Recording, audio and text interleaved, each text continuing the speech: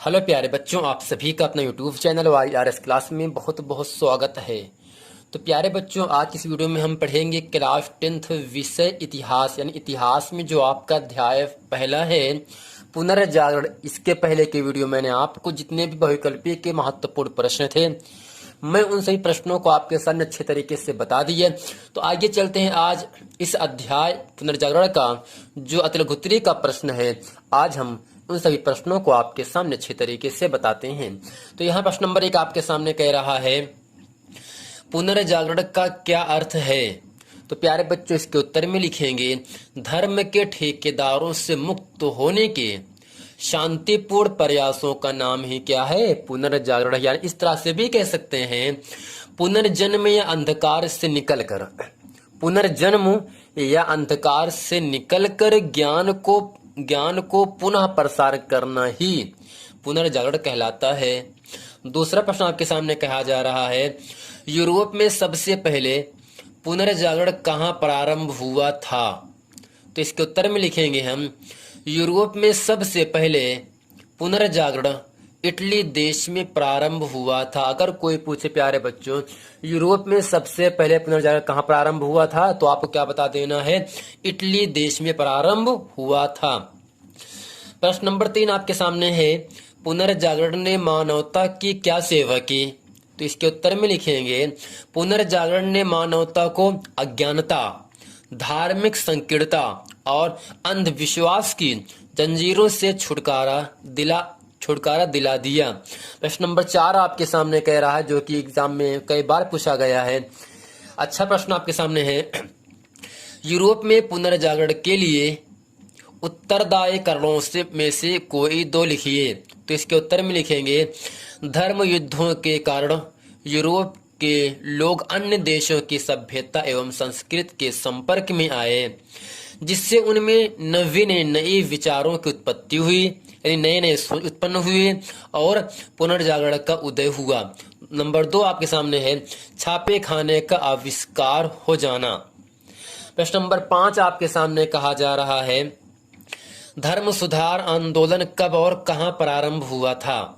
तो प्यारे बच्चे, इसके उत्तर में लिखेंगे, धर्म सुधार आंदोलन 16वीं शताब्दी में यूरोप में जर्मनी में प्रारंभ हुआ था।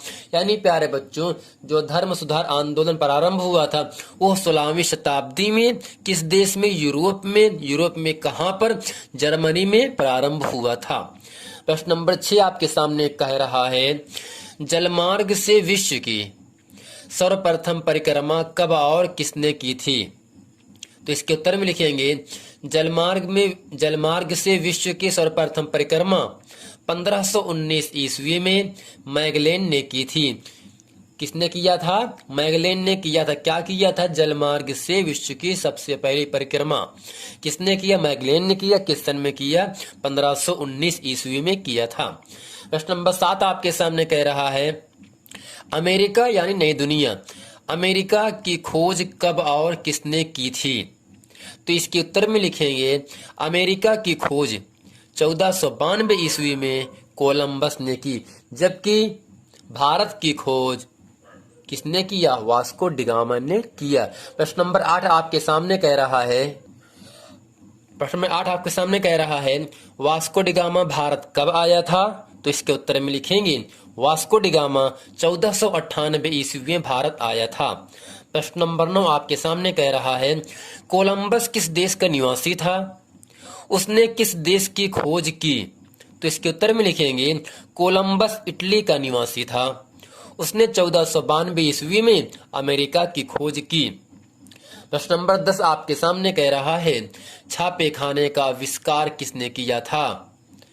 इसके उत्तर में लिखेंगे, छापे खाने का आविष्कार जर्मन निवासी गुटेनबर्ग ने किया था। अगर कोई पूछे प्यारे बच्चों, छापे खाने का आविष्कार किसने किया, तो आपको बता देना है, गुटेनबर्ग। प्रश्न नंबर 11 आपके सामने कह रहा है, तुर्कों ने कुस्तुनतुनिया पर कब अधिकार जमाया, उसका क्या परिणाम हुआ।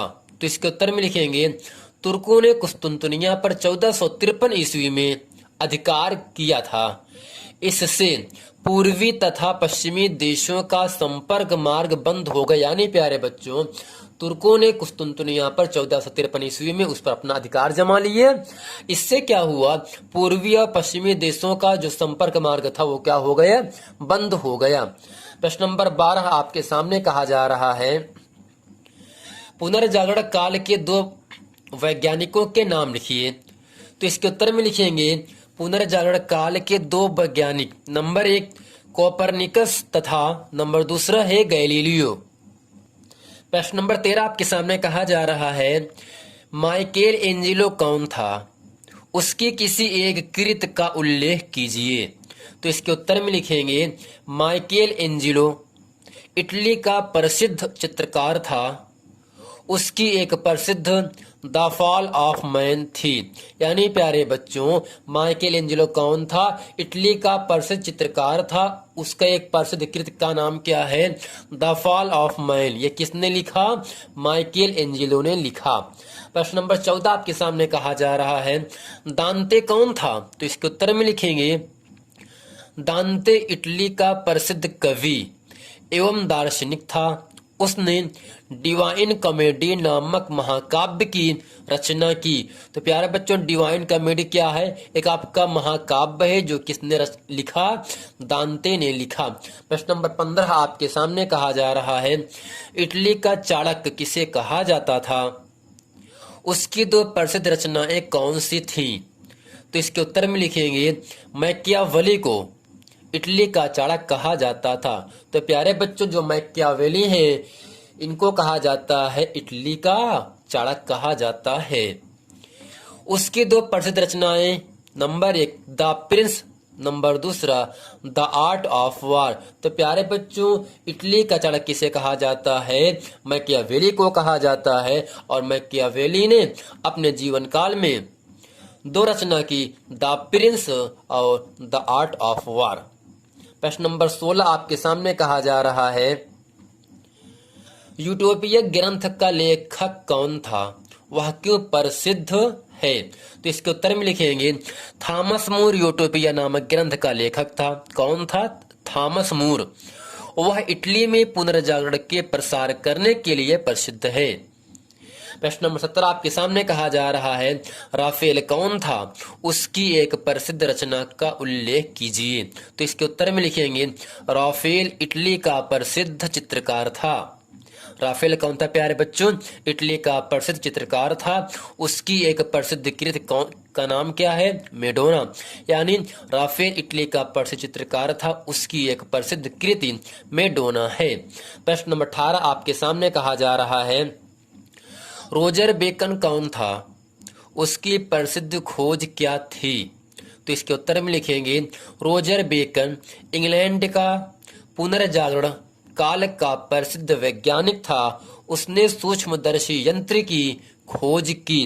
प्रश्न नंबर 19 आपके सामने कह रहा है, गैलीलियो और न्यूटन किस देश के निवासी थे, विज्ञान के क्षेत्र में उनका क्या योगदान था। तो इसके उत्तर में लिखेंगे गैलीलियो इटली का निवासी था, उसने दूरबीन की खोज की। तो प्यारे बच्चों, जो गैलीलियो है ये इटली के रहने वाले हैं और गैलीलियो ने अपने जीवन काल में दूरबीन की खोज की, जबकि न्यूटन जर्मनी का एक प्रसिद्ध वैज्ञानिक था। न्यूटन कौन था प्यारे बच्चों, एक जर्मनी का प्रसिद्ध मशहूर वैज्ञानिक था, उसने सबसे पहले सार्वत्रिक गुरुत्वाकर्षण नियम की व्याख्या की थी। अगर कोई आपसे पूछे सार्वत्रिक गुरुत्वाकर्षण के नियम की व्याख्या किसने की, तो आपको बता देना है न्यूटन। न्यूटन किस देश के निवासी है, न्यूटन जर्मनी के निवासी हैं।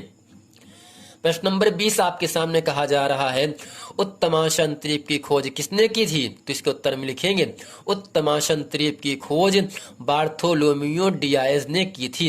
प्रश्न नंबर 21 आपके सामने कहा जा रहा है, प्रोटेस्टेंट धर्म किसने चलाया था। उत्तर में लिखेंगे इसके प्रोटेस्टेंट धर्म जर्मन पादरी मार्टिन लूथर ने चलाया था। किसे चलाया, प्रोटेस्टेंट धर्म मार्टिन लूथर ने चलाया। प्रश्न नंबर 22 आपके सामने कह रहा है, भारत को किसने अपना उपनिवेश बनाया था। इसके उत्तर में लिखेंगे भारत को ब्रिटेन ने अपना उपनिवेश बनाया था। प्रश्न नंबर 23 है, मार्को पोलो किस देश का व्यापारी एवं निवासी था। इसके उत्तर में लिखेंगे मार्को पोलो इटली, जिसे है वेनिस कहते हैं। मार्को पोलो इटली का निवासी तथा सौदागर था। प्रश्न नंबर 24 आपके सामने कह रहा है प्रोटेस्टेंट और कैथोलिक में क्या अंतर था? तो इसके उत्तर में लिखेंगे लूथर के अनुयायी प्रोटेस्टेंट कहलाए और विरोधी कैथोलिक। यानी प्यारे बच्चों, जो लूथर के मानने वाले थे वो क्या कहलाए? प्रोटेस्टेंट कहलाए, जबकि जो उनके मुखालिफत थे, जो खिलाफ थे, जो विरोधी थे, वो कहलाए कैथोलिक। प्रोटेस्टेंट सुधारवादी थे, जबकि कैथोलिक प्राचीन धर्म के अनुयायी थे। प्रश्न नंबर 25 आपके सामने कहा जा रहा है काल्विन कौन था, उसके सिद्धांतों का आधार क्या था? तो इसके उत्तर में लिखेंगे काल्विन फ्रांस का समाज सुधारक था।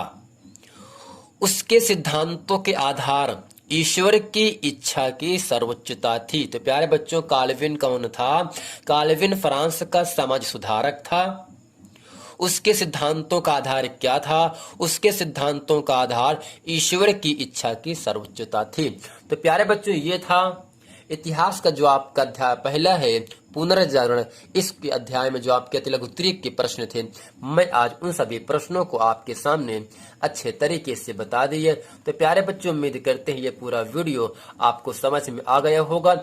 यदि पूरा वीडियो आपको समझ में है तो वीडियो को लाइक करें, कमेंट करें और अपने दोस्तों में खूब शेयर करें।